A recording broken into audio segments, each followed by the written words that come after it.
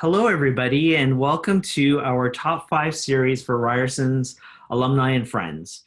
My name is Christian Mehta, and I am the AVP of Engagement at the university, and I'm delighted to be your host for this session. Before we begin, I want to pay my respects to the Indigenous peoples, elders, and ancestors who stewarded and cared for the nature and people who lived on the land where Ryerson is located today. At the university, we've made a deep and long-lasting commitment to truth and reconciliation. And I invite you to learn more about this work online and in person next time we can get together on campus, which I hope will be very, very soon. So we know you've got a lot on the go, and this is a 30-minute webinar. We'll dive in quickly, but before I introduce our presenter, Bart Molenda, I have just a few housekeeping items and tips to share. In about 20 minutes, Bart will be taking your questions. If you want to ask something, please send your question to Jennifer Hicks using the chat function so she can moderate the flow. Your cameras and mics are off, so sending your question to Jennifer directly is the best way to go. Second, after the Q&A, we'll have a short 10-second poll that we'd like for you to complete, please. The poll will help us plan future online learning opportunities for you. We're recording these webinars, so you'll receive an email later with a link, which you can watch again, and of course, share with your network. And finally, if you're on social media, please use hashtag #RUTop5. So now, I'd like to introduce today's expert. Bart Molenda is the VP of Marketing at FreshBooks, and he previously held executive roles at eBay, Square, and Moneris. Over his 20 years experience, Bart worked in Silicon Valley for 5 years and currently mentors others on growth, improving marketing effectiveness, and business performance. Bart is a fanatical about marketing, analytics, and improving business capabilities. He developed a passion for marketing while studying at Ryerson, helping to create the school's first e-business program in 2001. Since then, Bart went on to build extensive experience in email marketing, TV advertising, data analytics, and digital marketing. I met Bart a few years ago when he helped host an alumni event in San Francisco when he was working at Square. So Bart, it's really nice to reconnect today. So over to you for the next 20 minutes. Thanks for doing this. Great. Thanks, Christian. I really appreciate it. Thank you to Ryerson for having me. I'm excited to speak with you all. Just to kick it off and as we get started, Jennifer's got a poll for all of you. I don't know who I'm speaking with, and I don't know what kind of businesses we have online. So I'd love to know where everybody is working. And if you could just figure out what best fits your category, that would be terrific. So I'm going to jump straight into the presentation and share my screen. We're going to go through 5 tips. 5 tips that you could use right now in growing your business, really focused on marketing. And the reason that I'm here really and that I'm doing this is that I just want to see entrepreneurs succeed. I started this little endeavor working with a few small businesses in my area that I saw were struggling. They were struggling to send out email to their customers as COVID was hitting. They were struggling to figure out how they should change and update their website. And I figured I have all of this knowledge, and it would be my honor to sort of help a lot of these businesses through these times. So that's really what's in it for me, is seeing people through this challenging time. If you look at the data, and we're all probably looking at it, most businesses are down. I think we're seeing that really just groceries has been on the up and it's starting to level off. Right now we're seeing everything else coming down. And this is the kind of data that me as a marketer, and I think you as a small business, are also paying attention to figure out what's really doing well and how is it performing. You can see that if you're paying attention that on the bottom right, you see categories like ebooks, news and media, music streaming, video streaming, and gaming increasing. And these are the kind of tidbits we want to use to get insights on, in a time like this, what are people consuming? What might be on the improvement side? Because everything else you can see is mainly going down for the time being.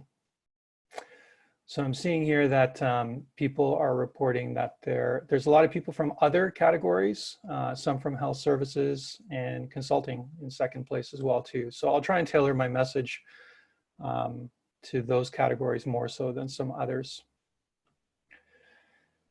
In this challenging time, both our customers and us have to improvise and innovate. These are just some of the amazing photos I pulled off of Twitter of the shortage of masks causing people to exercise some ingenuity. And in our businesses, I think we have to exercise something similar as well too. So I'm going to jump in with the 5 topics and we'll go through them. Don't worry about taking too many notes. I'll send out this presentation after. You can also find it on my LinkedIn and Twitter. And then you'll also have the recording after the fact.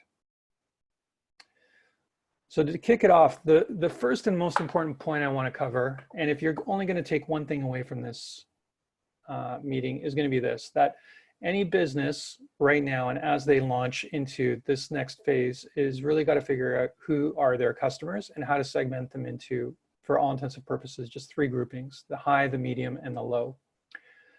And you may or may not have done this before in terms of printing out your entire customer list or looking at all of them, but I'd like to simplify it for you into these 3 groupings.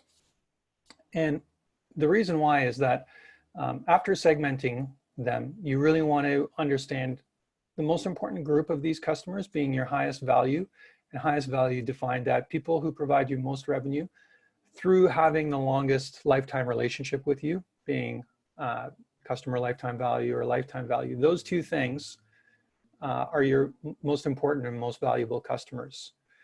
And for most businesses, managing churn is one of the most important factors in their business, because even if a customer pays you more in the short term, you have to reacquire customers that churn after the first year, after the second year, over again, and you're paying more to acquire those customers every year as inflation and the market gets more expensive. Customers who stick with you for a longer period of time, that don't churn out, can grow to have the longest lifetime value and stick with you without you having to spend more money to reacquire customers. So segmenting your customers to understand who they are and why they choose you, and then understanding how you can stand out, is what we're going to cover throughout this presentation. So if we think about our customers into a grouping of high, medium, and low, for most businesses, really, once you start to reach some level of scale, once you get to over 100 customers, 1,000, 100,000 customers, you're really going to have the smallest portion of customers that are your sort of favorite, highest value customers. But these are arguably your most important customers. They're going to be probably 10 or 15% of your audience. If you're lucky enough to have more than that, that's great. But really the job here is to identify who they are and how to separate them out from the rest. And while this may seem crazy to some, is that why don't I think about my entire customer base? The reason why is that you can't be all things to all people, and trying to accommodate to everybody at once will create a vanilla solution.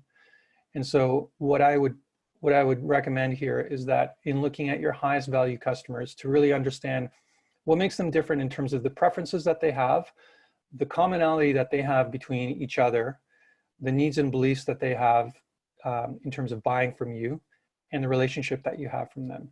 There are going to be factors on why they're choosing you. It could be anything from proximity and location to perhaps the brand that you perceive to the quality of the product, but really understanding why these people buy from you and stick from you is the key thing.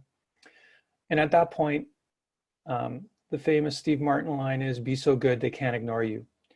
And this is all about really understanding that audience and building the strategies here on in to retain those people, get those people to refer more people like them, and attract others that are just like that high value audience. Just through natural laws of distribution, you will get all of the other customers, but focusing on your most important and also creating strategies for that group so that they don't feel like they're being spoken to like everybody else.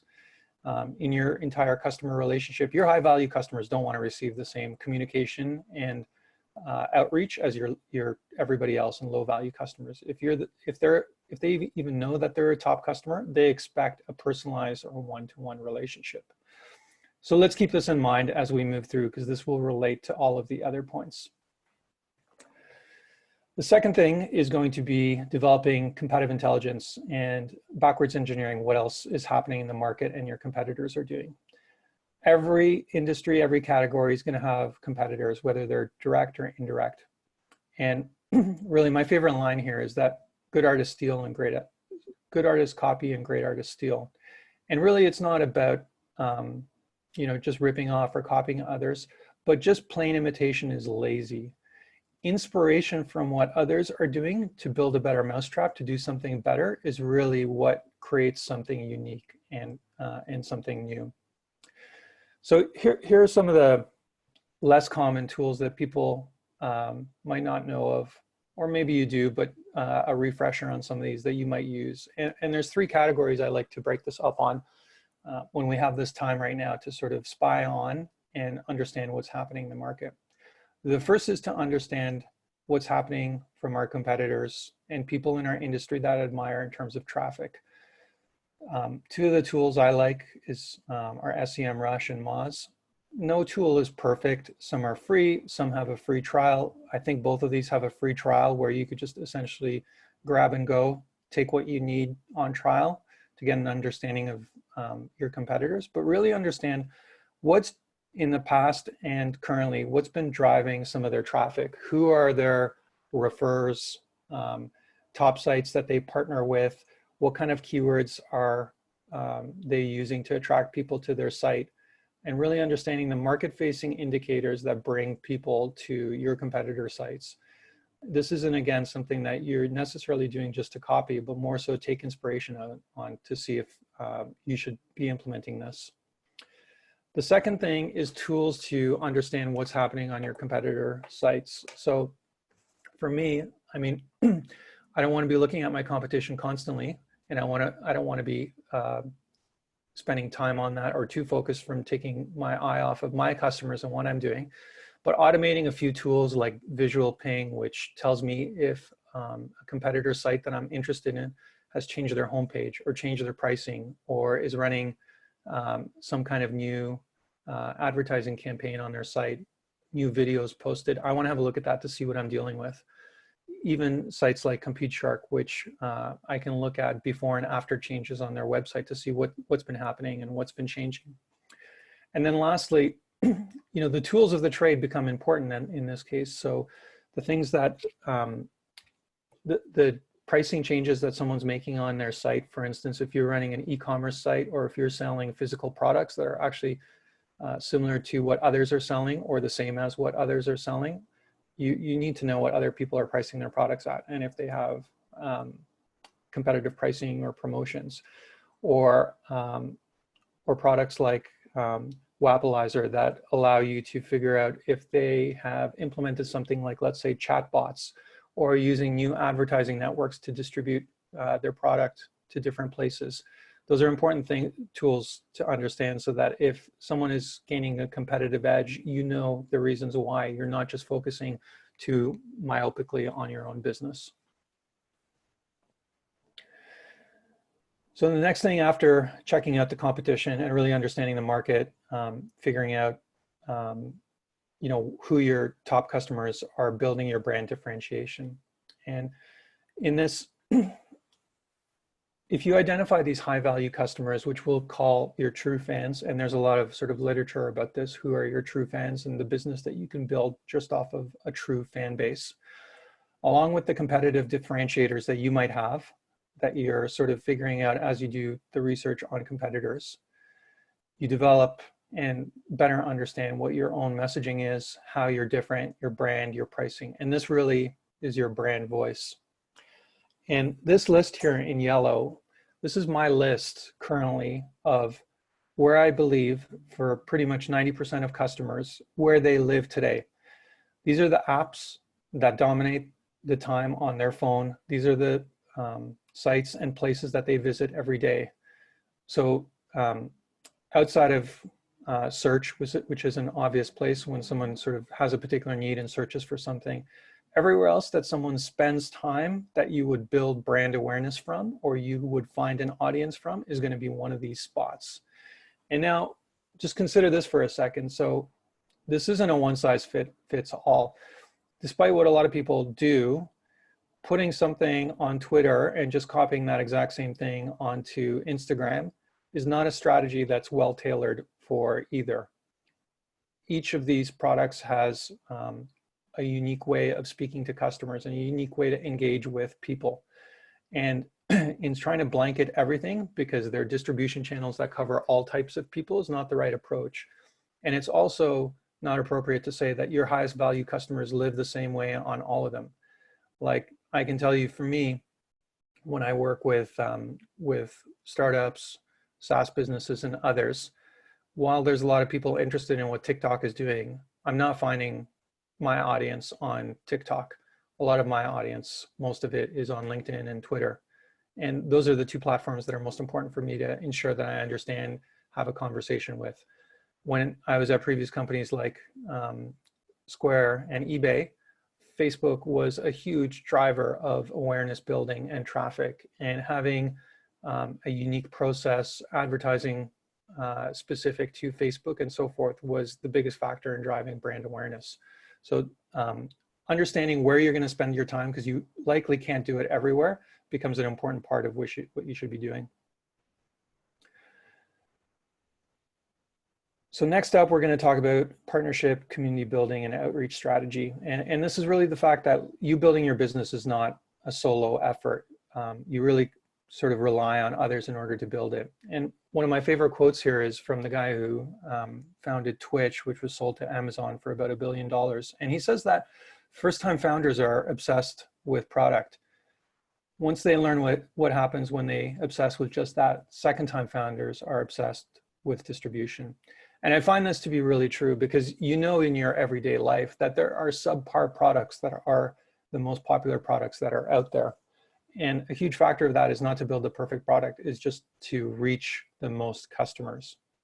And so some of the questions I have here that I want to call out is, actually, and before I get to that, in sort of talking to customers about how to partner with them and figuring out your distribution channels, an interesting learning I had is that, you know, in cases like, I worked on a food delivery business called Caviar, which is owned by Square, competes with DoorDash and Uber Eats. And we weren't the biggest food delivery business, but a popular one in San Francisco and other cities. And the amazing thing about being third in a market that's highly competitive like that is that when we shifted our thinking from not asking them to buy from us or order from us, not asking them to, hey, why don't you order from us? You know, we need you to return back as a customer, but just asking them why they didn't use us, opened a conversation that actually resulted in better performance from all of our advertising than it did trying to sell to them. And so that's the amazing thing. And so I say this because particularly at this time, I think this is an opportunity to make new partner relationships and figure out if others are experiencing the same thing, and just to talk to them to see whether they would be willing to share their customer lists or do co-promotions. There are legitimate ways to do this, to reach out to other brands and influencers for collaboration projects. And I'm talking about cross-industry collaboration, like, you know, grouping things like, if you're in the restaurant industry, what goes well with restaurant is entertainment, as it's usually a date night.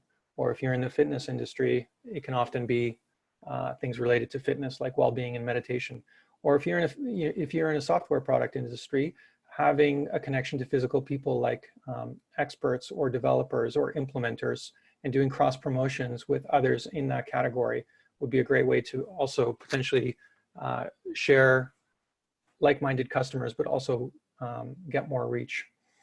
And so I've listed some questions here in terms of thinking about what you're trying to solve when you're finding collaborators, in terms of who can you speak with that has the same sort of passion in the same category. Can you provide insight and information and knowledge to someone exclusively that they might be willing to then post on their blog that has a lot of reach? That goes for journalists as well too. Like for me, I have a lot of insight on using third-party data and analytics. Those are things that a lot of people want to be able to cover off on their blog or on their sites, and offering that up for free to different people gives me exposure into their audience, and even enlisting people to join in your cause. I think this is the appropriate time to do this now. So thinking about partnerships right now in particular, I think is a great way to use time. So lastly, after we've talked about all of this and sort of we figured out some things about our brand and our customers and what we want to be doing, I want to call attention around where we should be spending time.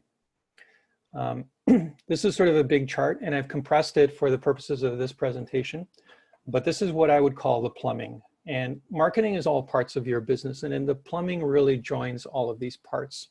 So there's 5 sections here that are the components of marketing that fit everything together. And it really starts with, on the front end, the market intelligence and you understanding who's in market, your competitors, the industry, what people are saying on social and PR. How you attract people. So the channels and the tools that you use in order to bring people into your business, be it through social media, affiliates, influencers, even the content that you create on video, not just written content, but video and audio as well too. Your maps, listings, your reviews, your photography of your product, so forth, all of those things that bring people in. Then they come into your business and then they start to engage with your product. So we're talking about, at that point, your website and testing different things on your website, the strategy for that, your blog, your phone call intake and the process for intaking customers, or your sales team speaking with customers, your point of sale system, lead gen. If you have any partners like delivery services or fulfillment partners that help implement your product, this is that part in the middle. And then that follows your product by not just letting them in the door, but ensuring that you have the right data on them. You're nurturing them through to ongoing loyalty. You're preventing any churn or bad experiences that start, cross-sell, upsell. These are all sort of programs of that kind in this. And all of these things, as you would expect, just like all of the channels that you would use, all being different, all of these things require personalization, because the onboarding that someone gets through a search ad is probably going to be a different onboarding than someone who knows you personally or knows your business and wants to come in through a phone call or through a sales team as a high value customer. So ensuring that you understand this becomes key. And then lastly, your analytics and understanding how your business operates. So, everything from your web analytics and attribution to understanding all of your customer data, billing and information. So no business has this done perfectly. And I think a big question is, if you don't, you can't do all of it at once. So where do you spend your time?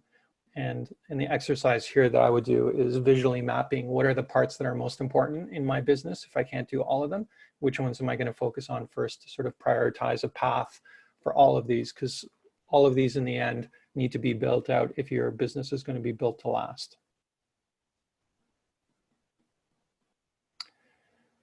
So there we have it. That is the 5 tips. This is a crazy world where we have to improvise and innovate to make things work. Our customers have certainly been doing this with the shortage of masks and things like that. So I welcome you to reach out to me on LinkedIn and Twitter if you have any questions, if you want to engage in a conversation. I'll put this presentation up on LinkedIn and Twitter, so you can just find me on there. And there's also a contact form on there. I've been working with businesses that are a good fit for what I might be able to offer them, and just providing a free 1-hour consulting phone call with them in order to go through some of this material in more detail, or provide them recommendations on how they might be able to market their business. So Wow. With that, we can take some questions. Yeah, thank you, Bart. That was really great. And the chat's going wild. So here, let's just dive in. This one is from Bill. Does traditional media, TV, print, radio fit in, or do you just recommend going digital? It's a question a lot of people have. Here's how I would sort of explain it simply, is that the slide that had all of the stuff on it, there was offline media on there, and I had it at the bottom of the list. And I see it as something that people often rush to or race to early on in order to build brand awareness.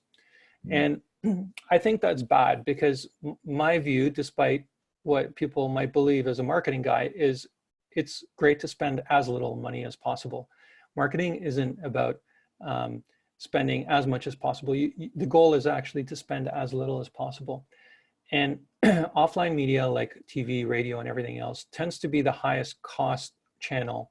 And if you're to look at where you're getting your customers, typically there is a funnel that is the bottom of the funnel, the middle of the funnel, the top of the funnel. And a lot of the offline is the top of the funnel. That really, if you spend money on that and you haven't built the bottom of the funnel, you actually haven't built the funnel to process people to come in and work with you.